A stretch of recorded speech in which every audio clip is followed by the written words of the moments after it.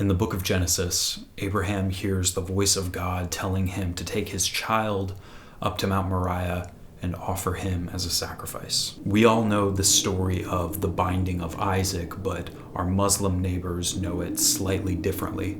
They say that rather than Isaac being the child that was bound to the altar, instead it was actually Ishmael. This is significant in part because Ishmael is widely considered to be the father of the Arabs. And in addition to that, Islam teaches that Muhammad himself is a direct descendant of Ishmael. In my album, the disparity and the disagreement about which child was laid upon the altar becomes a metaphor and an allegory. Isaac comes to represent his spiritual offspring, the Jews, the Christians, and to some extent, even the modern state of Israel. Conversely, Ishmael represents his spiritual offspring, the Muslims, the Arab people, and to a lesser extent, even Palestine. Raise the knife to the heavens, let it fall where the child is bound. Violence is vengeance, revolving gas, intensity disavowed. Quarantine the plague, dissipate the dissonance. The great commission to speak this final act of vengeance. But which brother? I can't decide. One purpose interrogate, the other withered bastard eyes. His raised image inverted, he smells in judgment diverted. Let brothers holocaust, only infanticide.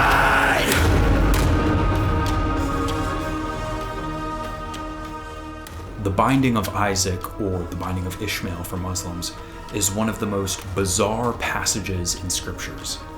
In theological circles, it's called the Akedah, and it's something that gives theologians pause. But as strange as this story is, it is this moment that, according to all three Abrahamic religions, is the preeminent act of faith that needs to be emulated. The question, though, of which child was almost sacrificed by Abraham is only one of several questions that arise when studying this story. Carol Delaney, in her book Abraham on Trial, raises several troubling questions about the Akedah by first examining a real-life, modern-day recreation of it. In the book, she tells the story of a man that she pseudonymously calls Christus Valenti, a man who, in 1990 in California, stood trial for murder. A middle-aged man with no prior mental health history, Christos began hearing voices, and he attributed those voices to be the words of God.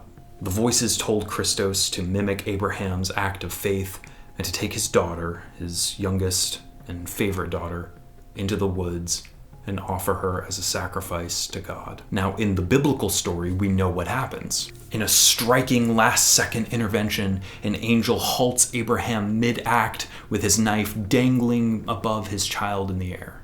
But in the case of Christos, there was no such intervention. He plunged his knife into his daughter and stood trial for her murder.